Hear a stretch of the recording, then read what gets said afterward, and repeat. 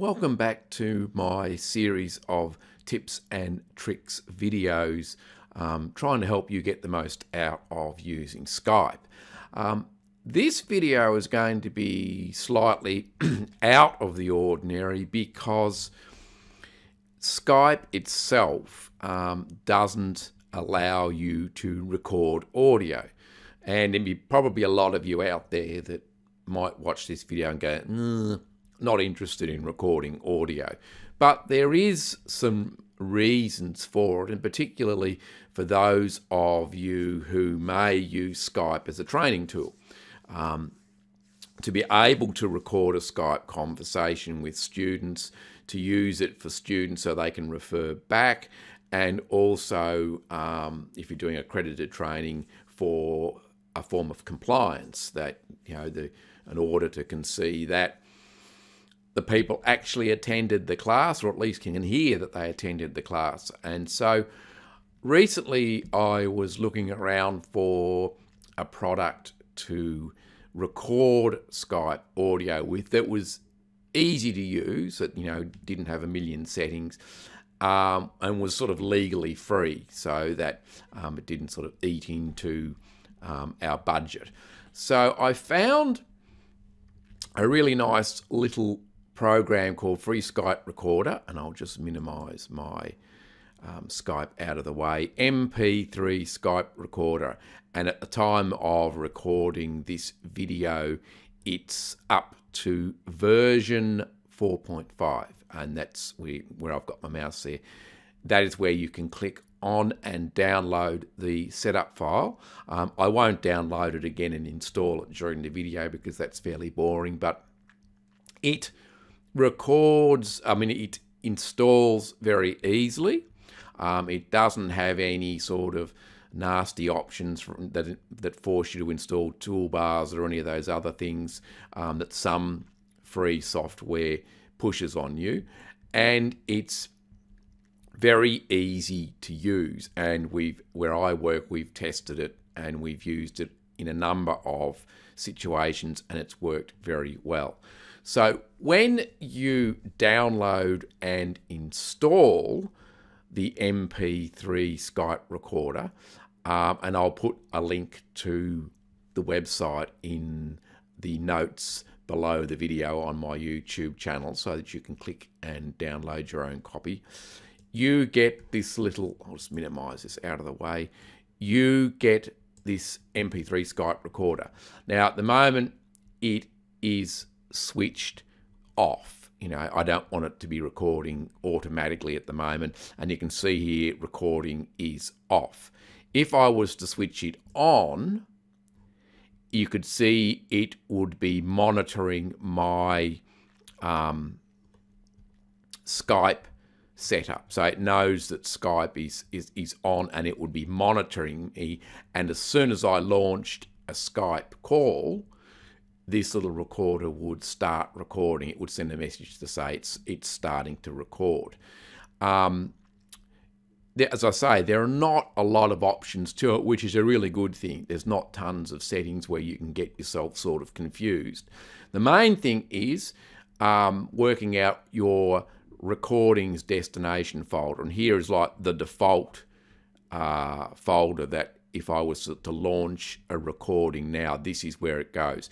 If I clicked on this, I could then change that default to another space. I might want to put a folder on my desktop and have it record to a desktop. I may want to record to a USB stick, to a portable hard drive, or just to some other place on my computer. So by clicking that, I can then tell the Mp3 recorder where it should save the files to. Now the recording options, the sample rate, bit rate, and the mode. Well, mode, you can either have stereo or mono, and that's fairly self-explanatory. Most people know what stereo sounds like and what mono sounds like. The bit rates and the sample rates, really, the higher that rate, generally the higher the quality of the audio recording, But the other side of it is your audio recording. The file size is larger the higher the settings you set here. I mean, I'm no Techo audiophile, but generally, so you can click here and you can use the arrows here to set your bit rate and your sample rate and whether it's stereo or mono. Now, you might want to do some testing. I mean, ring a friend, do a test call, try out some of these bit rates and just see what best suits you. And but remember, as I say, the higher the bit rates, generally speaking, the higher the quality of the recording, but also the file size is larger. And this records in MP3. And for those of you who have been around the internet for quite a while, you'll recognise MP3 format. That's what a lot of the original pirated music that Napster and all the rest of it launched, that's what it generally came out. So that's, you can set the sample rates or you can just leave it as default. And the other one, record launch options. So you can set it that when you boot and when you open it, it will start as on, ready, and also you can have it minimized. So in other words, instead of it popping up in the middle of the screen, you can have it so it will minimize to the taskbar, or to a taskbar at the bottom of the screen here. I tend to have it set. Auto start is on. So you can hear start automatically when I start Windows. And if you want, you can have it started minimized so it doesn't pop up when you're starting up Windows. So again, the only thing to be aware of when you start automatically when I start Windows is if you're going to launch a call and maybe it's a call you don't want recorded, this will, start. If it's on, it will record and it won't, it'll pop a message up in the bottom of the screen, but it won't have any other audible type warning that you're being recorded. So it's just a matter of, if you don't want it running all the time when you boot Windows, just take that off. And if you want it minimized, put a tick there. The only other options is you can click there and join their Facebook page. And if you click about, it will take you back to their website. And also, see, it says you are using the latest version. When you turn it on, it will go and check. And if they've upgraded the version, then you will be able to download the new version and install it. Here is when I mentioned early recordings destination folder. Once you've done the recording, if you click here, this will take you to the destination folder. In this case, there is nothing in it at the moment, but you can see the breadcrumbs taking me to where that would be recorded. So that's an easy way, because you know what it's like. Sometimes you record something or you do something and you think, where the hell did that file go to?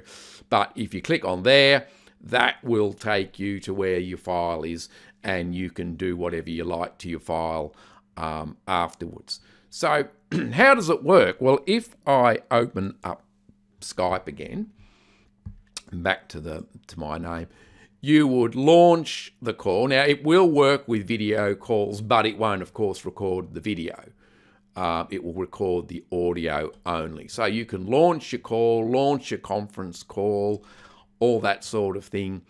And then once you've established your call, once everybody is, comfortable, your audio's working, then what you would want to do is tell the people that you're talking to, and you've probably already teed it up before that they know it's going to be recorded, but still, before you actually launch the recording, tell them, yes, from now on, this call will be recorded. So once you do that, you can just click on and the recording will start. If you lose a call, a call drops out and you re-establish and click on, it will create a second file. So in other words, it will, if your Skype call dropped out, you lost the connection, this would stop recording, of course, and you would have a file up to the point where you dropped out. When you re-establish the call and you continue on, it would create another file for you. So you might have 2 or 3 files if you were having a particularly bad Skype day, or your internet connection was being a bit problematic. But that's really it. It really is a very simple program, and that's the great benefit of it. It's very simple. It allows you to record in stereo or mono. It gives you some options if you're a bit of an audiophile about the quality of the recording. It plonks it into MP3 format, which is supported all over the internet and services. And you can either start it when Windows starts and you have it minimized, or you can leave it off and only manually open it. And you can see up here where I've got the actual shortcut. You can manually open it when you want to deliver a recording or start a recording. As I said earlier, it's always important to let people know when you're recording them. Don't secretly, privately record people's conversation. That's certainly not the right thing to do. And so that's really it. And once you've finished with your Skype call, when you exit the call, it will stop. So it'll go to off, and it'll say that the Skype, that the recording is now finished. You can then click on the folder where you've got your MP3 stored. You can then drag it out if you want to go and do something else with it, or if you're into audio editing, you can open your favorite audio editing program and edit it before either emailing it out to people or uploading it to a website where your students, trainees, trainers, and that can access it. I've been using box.net as a good spot to upload the audio, because it allows people not to play the audio from box.net without having to re-download the file. So that's it, a very simple program, a very good program, Mp3 Skype Recorder. If you go to their website and you download the package and you really like it, it is free. I mean, I'm talking legally free. There's no sort of piracy here. But they do have a donations section. So, if you do find that this is a really useful package, don't forget to donate something back to the developers, because, without them, you wouldn't have the program. And if no one does anything and it stops being made, well, we all lose out in the end. Just before I close this video, one other package which is very good, but it's not free, is Pamela. And I will do another video on Pamela, and that allows you to record both audio and video, as well as doing a host of other things as well. So hopefully you found this video useful. If you are interested in Skype and recording conversations, particularly for training purposes, this is a very useful little program. I've used it on several occasions now with trainers, and we haven't had any issues with it. So again, thanks for watching. If you found this useful, please click the like button on my YouTube channel. And if you want to, subscribe so you can catch up with other videos.